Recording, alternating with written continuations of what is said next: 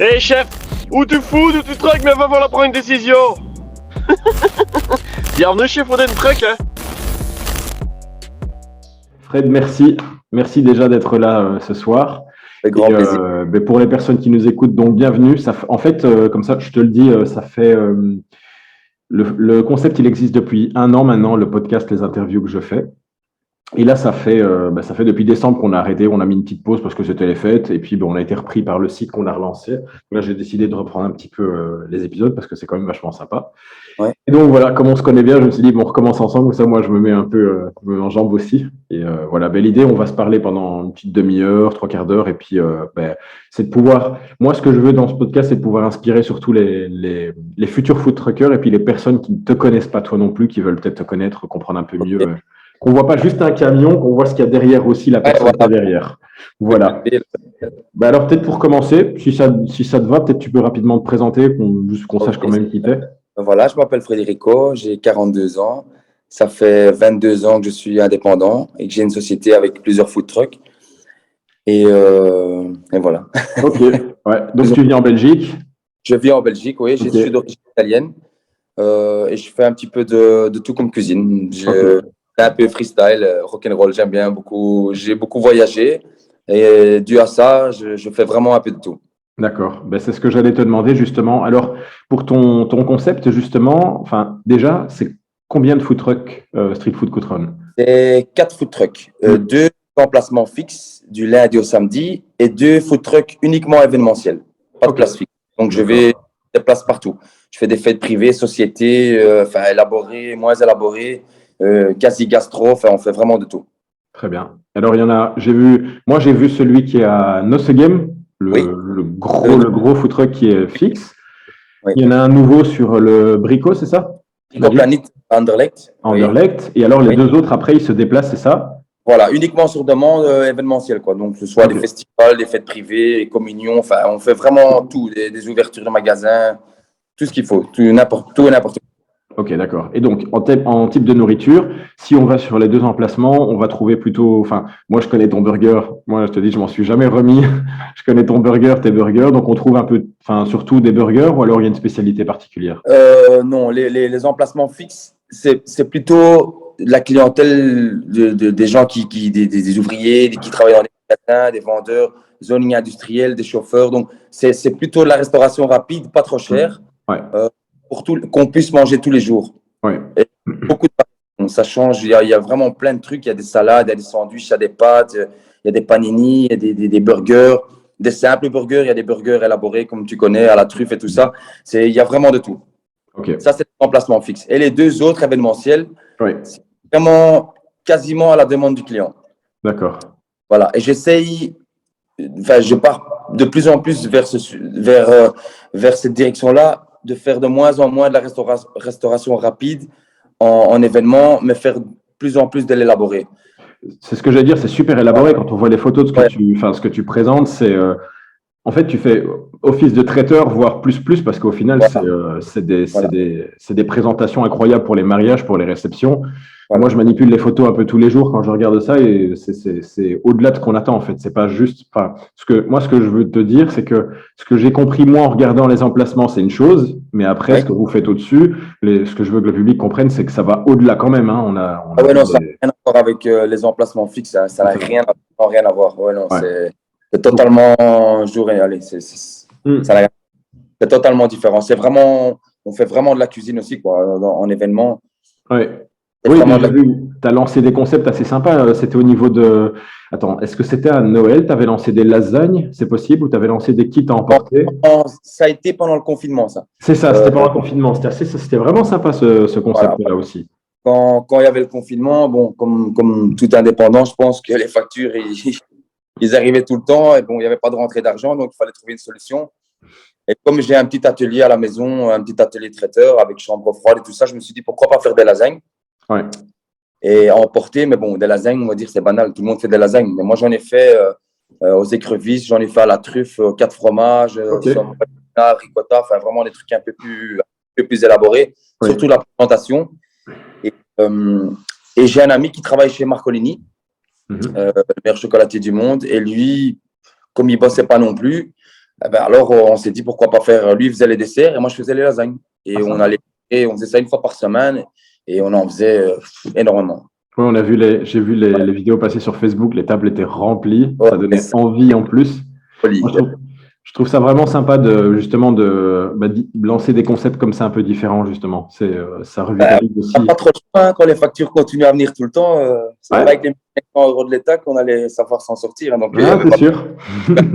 Ouais. Non, mais tu vois, je te le dis parce que j'ai fait enfin, j'ai vu des posts passer dans les forums, surtout les personnes qui souffraient comme tout le monde pendant la pandémie, même post-pandémie, même maintenant encore. Et ce que je leur disais, c'est réinventez-vous, justement, profitez-en pour vous réinventer. Et bien, ça, c'est justement l'exemple même. Une personne qui reste pas sur place à attendre, justement, tu as lancé des concepts et en plus qui donnent envie. Enfin, c'est donné faim, hein, franchement. Et on a fait des burgers aussi en décomposé. Ah bon? Comme, je sais pas si tu as vu ça, des box. On faisait des box. Oui. Et donc, avec les burgers à la truffe et tout ça. Mais tout était emballé séparément. Dans la box, tu avais la salade, la sauce à la truffe, le burger. Par contre, le burger, ils devaient le chauffer eux-mêmes. Il fallait le poêler juste.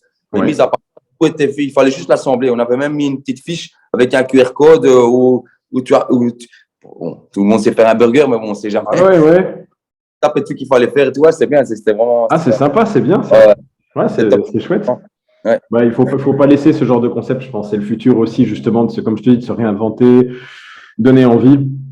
Je pense aussi que c'est le futur. Mais bon, le problème, c'est qu'on ne sait pas être partout. Hein. Ouais, je sais. Déjà, ces 4 food trucks, c'est impressionnant quand même. Ouais. Et ben justement, je vais te poser une question. Alors, moi, il y a un truc qui me vient tout de suite à l'esprit quand j'entends ça, parce que tu es quand même là depuis longtemps. Mais si on remonte en arrière, déjà, c'est quoi ta formation En fait, rigolez pas. Moi, à la base, à l'école, j'ai fait plombier chauffagiste. Mais j'ai toujours travaillé dans l'ORECA depuis que j'ai 15 ans, dans les restaurants le week-end, tout le temps. Vendredi, samedi, dimanche, les mercredis, quand il y avait des banquets. Je travaillais toujours dans les restaurants, tout le temps. Et ça m'a toujours attiré. Même à la maison, bon, j'ai eu la meilleure prof qui pouvait savoir, c'est ma mère. Elle, j'étais dans la cuisine aussi. Donc, je veux dire, enfin voilà, c'est quelque chose qui m'intéresse vraiment. Moi, quand j'aime pas un truc, je ne m'intéresse pas du tout. Mais quand j'aime bien, par contre, je suis vraiment à fond dedans. J'allais dans les pays étrangers en vacances. Ben, quand je voyais un truc que j'aimais bien, j'allais chez le chef, je disais, écoute, comment vous faites ça plus ou moins? Et puis, j'essaie de le faire quand j'arrive en Belgique. Et puis, de fil en aiguille, comme ça, j'ai vraiment commencé à faire de la cuisine de plus en plus, même quand on avait des invités pour des nombres de personnes. Et au final, maintenant, je fais des banquets de 100 personnes, 150. Les amis me disent, mais comment tu fais pour savoir les quantités? Je dis, voilà, ça fait 20 ans. Et on va pas dire le contraire. Hein. Quand tu viens il faut s'y tenir. Si tu achètes beaucoup trop, bah, c'est des pertes. Quoi. Donc, à la fin, voilà. Et alors, du coup, tu as fait tes études de plomberie. Oui. Tu bosses sur le côté. Comment est-ce que tu arrives tu bosses sur le côté dans l'ORECA. Comment est-ce que tu arrives dans le food truck? C'est quoi l'idée? Qu'est-ce qui a réveillé?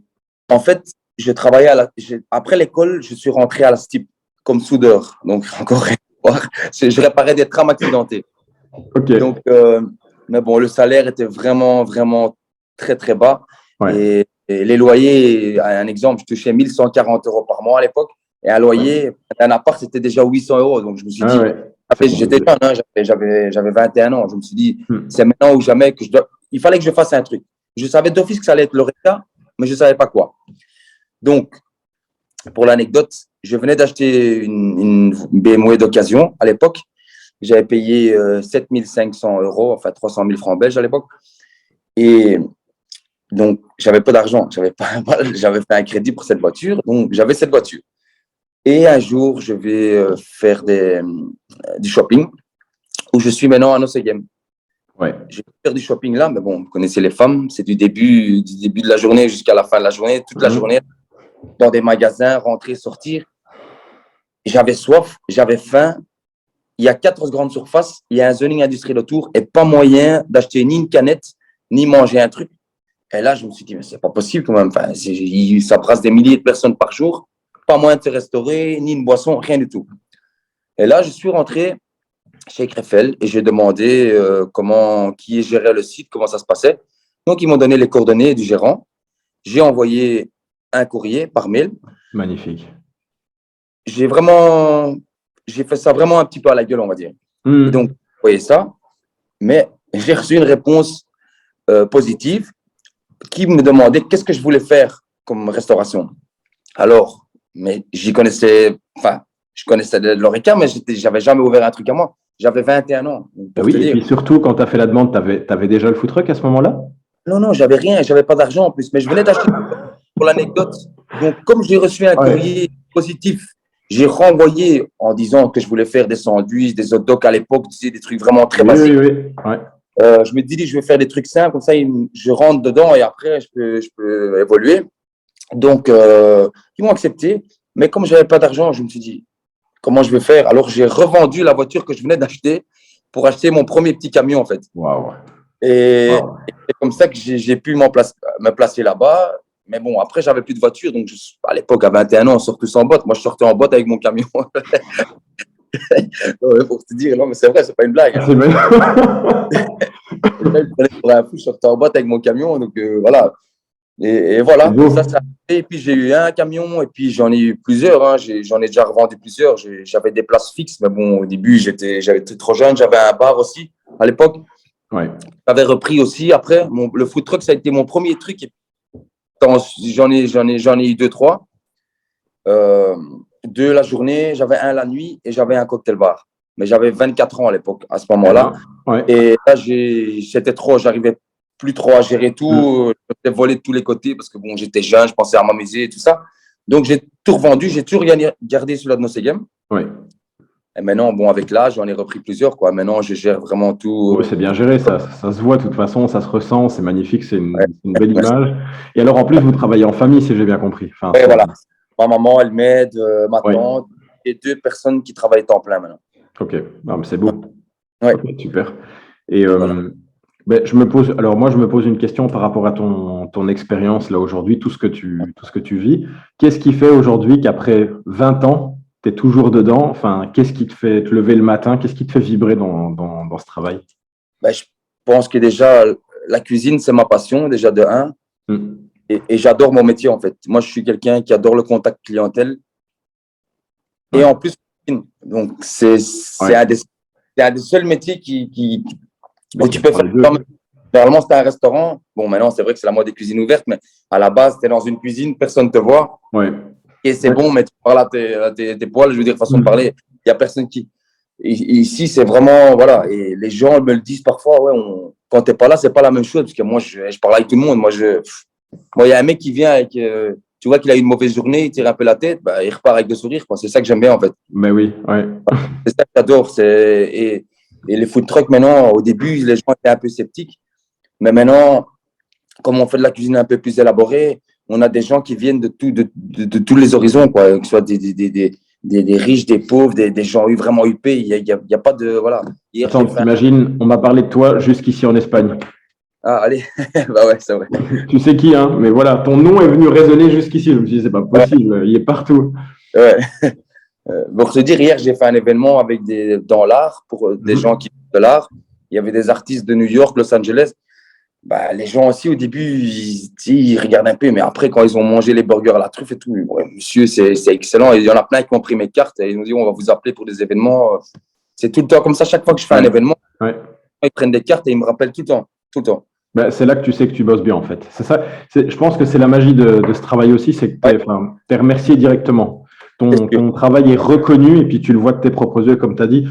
C'est un peu triste le monde au niveau des cuisines de resto, parce que c'est vrai que moi, j'ai fait ce boulot aussi étudiant pendant plusieurs années, mais tu es enfermé dans ta pièce et puis tu passes, et puis tu continues et au suivant. Et de temps en temps, si tu as un client agréable qui t'envoie une bière pour te remercier ou se lève pour te dire merci, mais voilà, c'est plus délicat. Mais là, c'est vrai que tu vois le ressenti des personnes, c'est magique. Oui, c'est vrai. C'est vrai. Et voilà, comme je dis, allez, le remerciement, c'est, je trouve, quand tu commences à être appelé pour des événements par des gens, on va dire, connus ou des grosses sociétés comme Radio Énergie, RTL, et des gens qui font des présentateurs, des journalistes. Là, tu te dis que quand même, allez, c'est chouette, quoi. Tu as quand même un retour. Si tu appelles, c'est pas. Ouais. Mais bien sûr. Ouais, ça fait plaisir. C'est au moins un remerciement. Bon, alors, une question que je me pose là maintenant à l'instant. La question que j'aime bien poser parce que le monde du food truck, c'est tellement une folie en fait. Il se passe jamais un jour il n'y a jamais deux jours qui se ressemblent en fait, surtout quand tu es en mouvement. que ce soit, je pense que ce soit en placement, je pense que tu vois bien où je veux venir, que ce soit en placement, que ce soit en déplacement, enfin en événement privé. Une anecdote. Est-ce que tu as une belle anecdote à nous raconter? Parce que j'en ai vécu moi-même et j'en ai entendu tellement. Moi, comme déjà, je change tout le temps. Il y a certains trucs qui ont un monoproduit. Moi, comme je change tout le temps, c'est nettement plus compliqué, même pour les courses, pour rien oublier. Ça m'est déjà arrivé d'oublier des trucs et m'en rendre compte quand je suis sur place en événement. Il faut toujours avoir un plan B, en fait, en foot. Ouais. La dernière fois, quand je fais des événements pour société, les horaires sont très respectés, doivent être très respectés. Ça doit être, on voit les entrées à 14h30, tu t'envoies. Et la dernière fois, j'ai été coincé sur le ring, mais vraiment, je ne sais pas ce que c'était quand il y avait le président américain à Bruxelles. Tout était bloqué partout. Et j'avais le patron de la société qui m'a appelé 3-4 fois. J'ai écouté, monsieur, je suis désolé, ça m'arrive jamais, je suis toujours là à l'avance, mais là, je ne sais pas quoi faire. Pour finir, j'arrive sur place, je suis déjà complètement à la bourre. Le gars avec qui je fais l'event, il me plante une heure avant l'event. Ouais, non. Les friteuses, ce jour-là, je ne sais pas ce qu'il y avait. D'habitude, ça s'allume. Là, il ne s'allumait pas. Mon Dieu, je transpirais vraiment. Je crois que j'aurais explosé là. Mais bon. Aloane Murphy. Et comment t'as géré ça au final? Comment t'as géré? Là, j'ai écouté, voilà, dans un quart d'heure, je fais mon max. J'ai prié pour que tout allait. Pour finir, tout s'est allumé comme, je sais pas, comme un enchantement. Et voilà. Et tout est parfait. Les gens étaient super contents. D'ailleurs, j'ai déjà été rappelé par des gens qui étaient dans cette société. Donc, c'est que tout était bon. C'est bien qui finit bien. Je pense que c'est une des grosses qualités des food truckers, c'est de pouvoir rebondir très facilement. Gérer le stress surtout. Ouais. Parce que tu n'es jamais à l'abri qu'il y a un truc qui plante. Et comme je dis tout le temps, s'il y a 40 personnes devant le food truck, tu as 80 yeux qui te fixent à toi. Hein. C'est d'office. Regarde, c'est à toi qui fixe. Donc, si tu as un souci, c'est. Ouais, c'est. Il faut savoir. Vraiment. Grave. Mais c'est ce que je dis à chaque fois. Et quand on présente la formation au tout début, c'est la première chose qu'on dit, dans la définition du food trucker, c'est un vrai couteau suisse. Il faut être multitâche, prêt à tout contrôler, tout comprendre. Ouais. Et parce qu'on fait tout, en fait. Hein, au final, tu es comptable, tu es gestionnaire, tu es transporteur. Les devis, les factures, la compta. C'est vraiment gérer une entreprise, quoi. Et c'est pas juste aller faire des sandwichs dans un camion et c'est tout. Je veux dire, il y a le stock, les dates, il faut tout contrôler, quoi. Tu as des contrôles AFSCA, AIB Vincent, il faut tout, tout doit être en ordre, quoi. Oui. Ouais. Et écoute, j'ai une petite question pour la suite, pour le futur, justement, parce qu'on voit quand même, surtout dans notre environnement, beaucoup de nouveaux food trucks qui ouvrent un peu tous les jours, là, aujourd'hui, que ce soit en Belgique, en France. Je gère un forum assez important quand même où je vois des tas de questions passer. Et moi, ma question serait plutôt pour d'une personne expérimentée comme toi, justement. Quel conseil tu aurais à donner, si c'était un conseil pour les futurs food truckers en général qui veulent se lancer, qui ont des doutes ou qui sont prêts à se lancer? Moi, franchement, j'ai un conseil à vous donner et vraiment, je pense que c'est vraiment, vraiment le plus important. Quand vous commencez, surtout actuellement avec la crise et tout, n'achetez pas un nouveau food truck. Je sais que tout le monde rêve de travailler dans un nouveau camion, c'est le rêve de tout le monde.